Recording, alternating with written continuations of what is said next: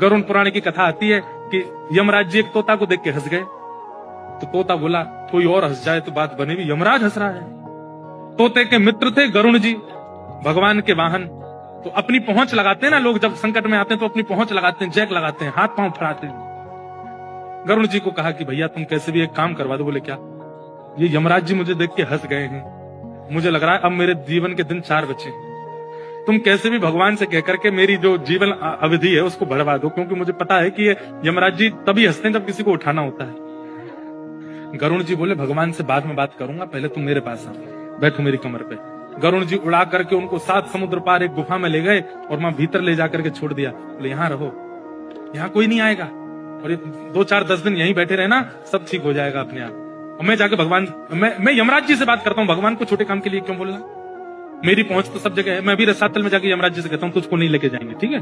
तोता बड़ा खुश हुआ, बहुत बढ़िया है, मैं यहीं रह लूंगा 4-5 दिन। यमराज जी के पास गए सीधे गरुड़ जी। गरुड़ जी तो भगवान के वाहन है, सब खड़े होते हैं, उनको देख के यमराज जी बोले आइए आइए। कैसे आए? बोले हम बस एक बात कहने आए हैं, फिर हमको जाना है वैकुंठ।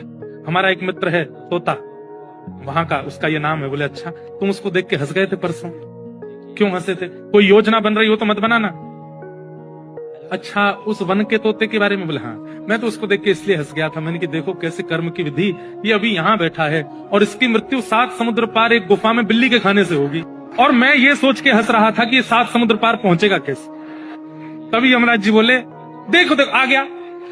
पीछे देखा तो उस तोते की आत्मा आ रही थी, मर गया। गरुड़ जी बोले मैं ही छोड़ के आया था इसे। आप कौन से जन्म का अब भोग रहे हो आपको नहीं पता है भैया, वो नहीं टल सकती है।